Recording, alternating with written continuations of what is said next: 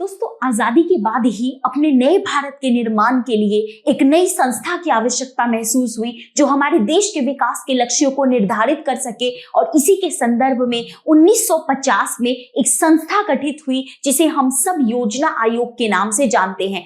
परंतु जैसे जैसे समय बीता, आज जब हम अपनी आजादी के 75 साल जो है वो सेलिब्रेट कर चुके हैं, हम अपने अमृतकाल के दौर में हैं। और इन अमृतकाल में भी इससे पहले ही अब लगा कि नहीं, कुछ आवश्यकता है कि नई संस्था जो है वो लेकर आई जाए ताकि इस नए भारत में अब हम नए मुद्दों को, विकास के नए मापकों को अपना सके। और इसी के संदर्भ में जो पुरानी संस्था थी योजना आयोग, इसे हटाकर एक नई संस्था लाई गई जिसे हम नीति आयोग के नाम से जानते हैं। क्यों लाई गई ये संस्था और यह किन मायने में हमारी योजना आयोग से अलग है, आज यह संस्था किस तरीके से काम कर रही है, ये सब समझेंगे हम आज के डिस्कशन में। नमस्कार दोस्तों, मेरा नाम सोनम पाठक है और मैं आप सबका चहल एकेडमी के इस प्लेटफॉर्म पर स्वागत करती हूं।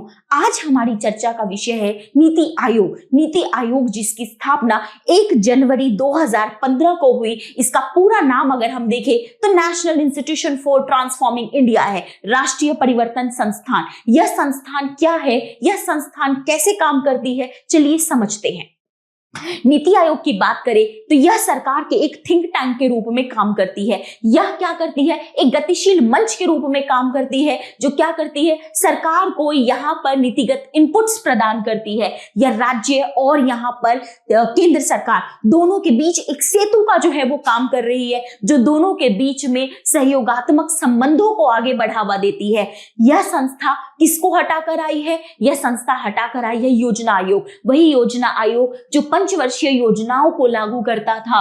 इस योजना आयोग को 13 अगस्त 2014 को हटा दिया गया। योजना आयोग था क्या और कैसे नीति आयोग इससे जो है वो अलग है, चलिए एक एक करके यहां पर जो है सो समझते हैं। यहां पर अगर हम लोग बात करें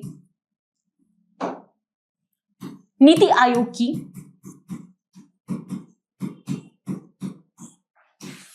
और यहां पे बात करें हम योजना आयोग की, तो दोनों में एक चीज कॉमन है। क्या कॉमन है कि दोनों ही संस्था, पहली बात, गैर सांविधिक संस्था है। अब आप कहेंगे कि गैर सांविधिक का क्या मतलब है, इतना भारी भरकम जो है वो शब्द का मैं क्यों प्रयोग कर रही हूं। गैर सांविधिक संस्था है, इसका क्या मतलब है, इसका ये मतलब है कि दोनों ही संस्थाओं को किसी कानून के द्वारा स्थापित नहीं किया गया। दोनों ही संस्थाएं गैर संवैधानिक है। इसका मतलब है दोनों ही संस्थाओं का वर्णन संविधान में नहीं है। तो ये आपके लिए अगर कभी भी स्टेटमेंट बन जाए कि नीति आयोग एक संवैधानिक संस्था है, गलत। योजना आयोग एक संवैधानिक संस्था रहा, गलत। दोनों में से ना तो कोई संवैधानिक है, ना ही दोनों में से कोई सांविधिक है। परंतु हाँ, इसके पास थोड़ा प्रभाव हमें ज्यादा उस टाइम पे देखने को मिलता था। ये वह कैसे करता था कि लगता था कोई संवैधानिक आयोग है, परंतु हमें ध्यान रखना है कि दोनों में से कोई भी संवैधानिक या सांविधिक नहीं है। इसके अलावा सबसे इंपॉर्टेंट बात, दोनों के जो अध्यक्ष होते हैं वो पीएम होते हैं। मतलब जब हमारा योजना आयोग गठित हुआ तो इसके जो अध्यक्ष थे वो कौन थे, जवाहरलाल नेहरू जी थे। अभी हमारा नीति आयोग जो कि 2015 से लगातार काम कर रहा है, इसके अध्यक्ष कौन है, तो इसके अध्यक्ष अभी हमारे माननीय प्रधानमंत्री कौन, नरेंद्र नाथ जो है मोदी जी हैं। इसके अलावा अगर हम बात करें तो दोनों की कार्य प्रणालियों में कैसे अंतर है। यह योजनाएं बनाता था, राज्यों को भेज देता था। ये यहाँ पर जो है, या फिर राज्यों की ये जो है वार्षिक जब मीटिंग्स होती थी उनको ये अटेंड करता था, एक काइंड ऑफ एक फॉर्मेलिटी के वे में रहता था। लेकिन यहाँ पर जो है राज्यों के साथ इसकी पूरी काउंसिल में ही राज्य के मेंबर है, जिस काउंसिल की अभी हम चर्चा करेंगे।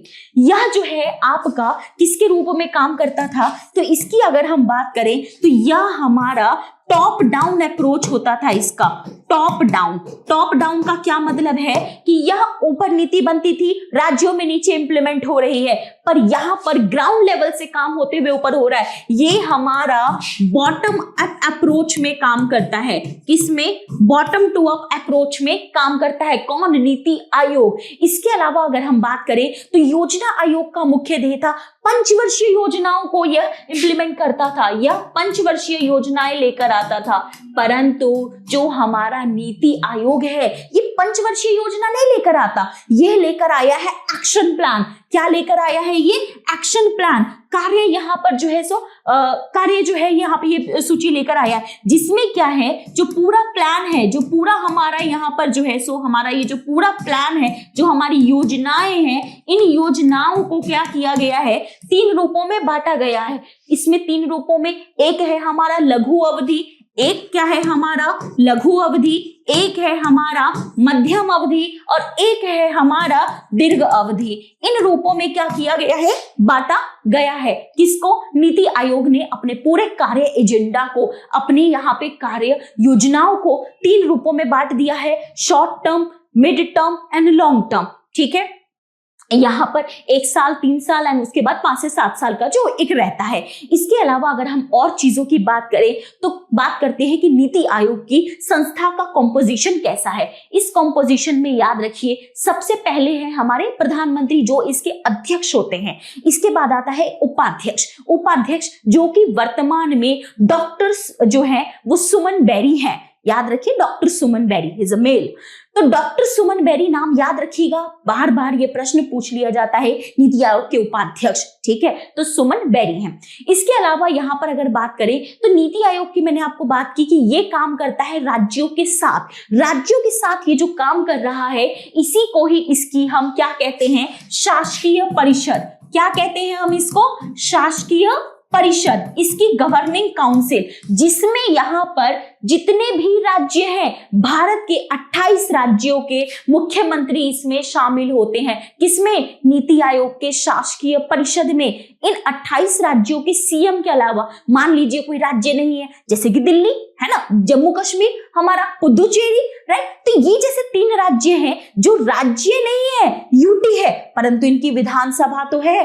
तो ऐसे यूटी जिनकी विधानसभाएं होती हैं, उनके यहाँ पर भी सीएम इसमें शामिल होते हैं। ठीक है, इसके अलावा भी कई ऐसे यूटीज हैं जिसमें क्या होते हैं, विधानसभा नहीं है, जैसे कि चंडीगढ़, जैसे कि हमारा पौंडीचेरी, अंडमान निकोबार। तो यहाँ के जो एलजीज होंगे, ठीक है, वो यहाँ पर अपनी भागीदारी निभाएंगे। इनसे मिलकर हमारा बनता है क्या? शासकीय परिषद। इसके अलावा बात करें तो नीति आयोग की कुछ क्षेत्रीय परिषदें भी होती हैं।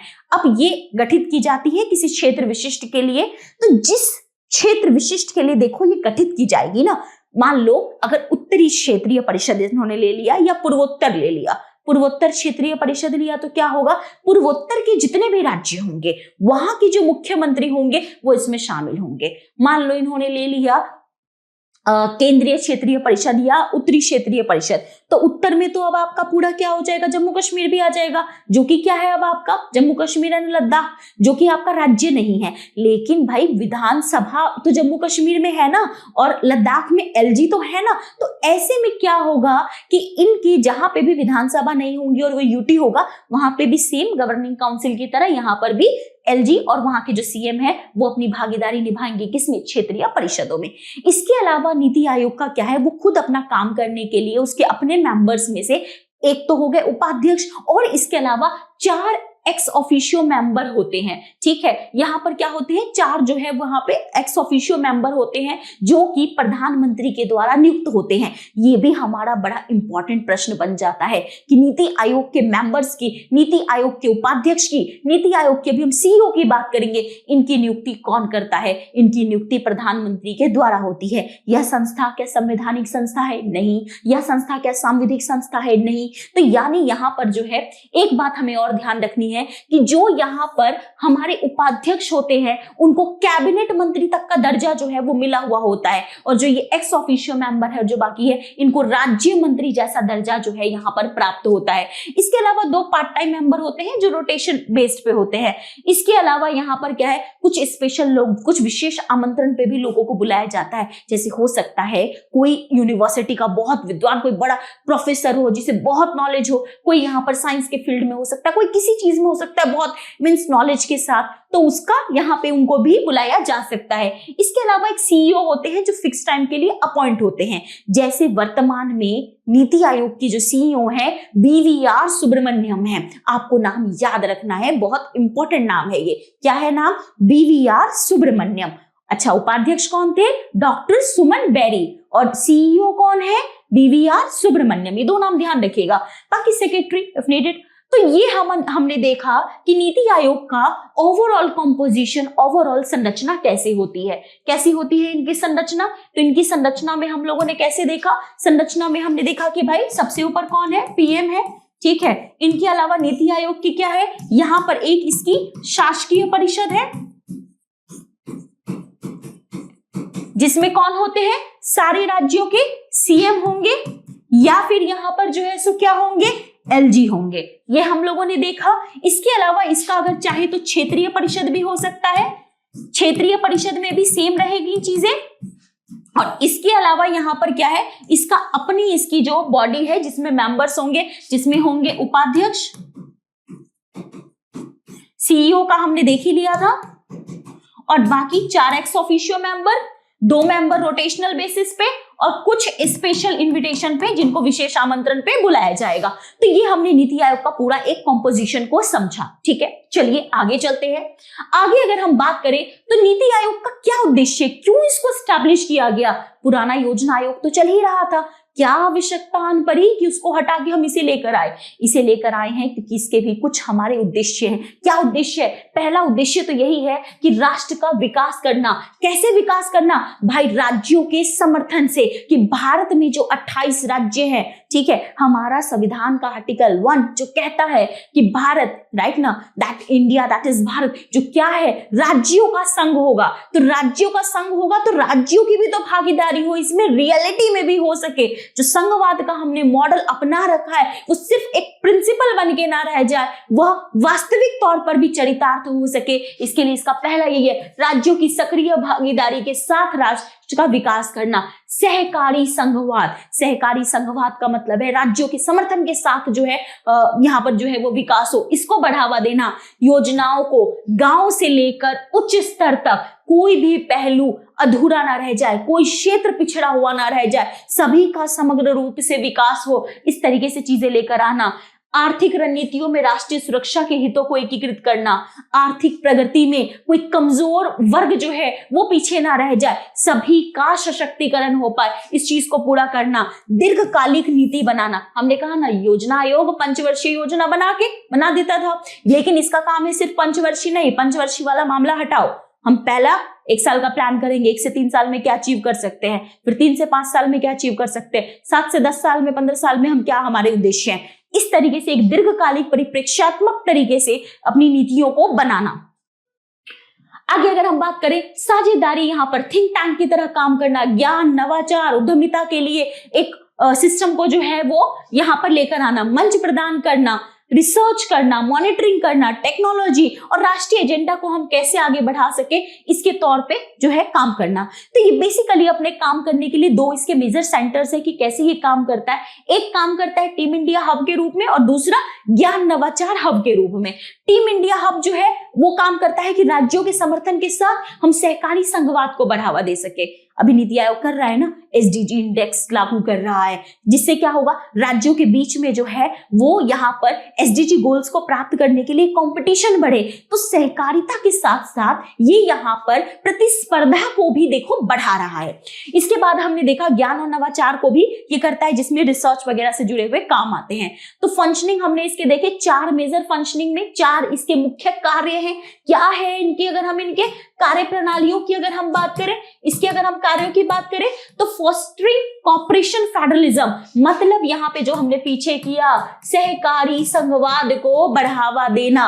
डिजाइन पॉलिसी प्रोग्राम फ्रेमवर्क, मतलब नीतियों को यहाँ पर डिजाइन करना, यहाँ पर act as a resource centre knowledge hub, ज्ञान हब के रूप में काम करना। इसके अलावा मॉनिटरिंग एंड इवैल्यूएशन, बहुत सूक्ष्मता से निगरानी करना और इसका जो है मूल्यांकन करना कि नीतियों का सही कार्यान्वयन हो रहा है या नहीं हो रहा, राज्य विकास के लिए आगे बढ़ रहे हैं कि नहीं बढ़ रहे। इन 4 मेजर पिलर्स में हम देखें तो ये यहाँ पर काम कर रहा है। क्या काम कर रहा है भाई? सहकारी संघवाद को बढ़ावा दे रहा है। कैसे बढ़ावा दे रहा है? तो निगरानी और मूल्यांकन कर रहा है। निगरानी और मूल्यांकन के साथ साथ क्या कर रहा है? यह यहाँ पर संसाधन के हब के रूप में, संसाधन के संकेतन के के रूप में ये काम कर रहा है, नीतियों को यहाँ पर डिजाइन कर रहा है। ये इसके कुछ मेजर फंक्शंस हैं जो अभी आगे आएंगे। अच्छा, ये जो काम कर रहा है कैसे कर रहा है, इसको ये प्रेरणा कहाँ से मिल रही है कि हमें ये काम करना है। तो यहाँ पे कुछ ये जो पिलर्स है इसको हमने यहाँ पर बना दिया है, यहाँ से हम समझते हैं, यहाँ से भी समझ सकते हैं, समझ दिक्कत की कोई बात नहीं है। बस यहाँ अंग्रेजी में थोड़ा चित्र सुंदर लगेगा और वहां थोड़ा हिंदी में लिखा हुआ है, तो हिंदी में लिखा हुआ और हिंदी में बोलने से थोड़ा ज्यादा देर तक हमें याद रहता है। खैर, यहाँ पर हम इसको भी हम लिख सकते हैं।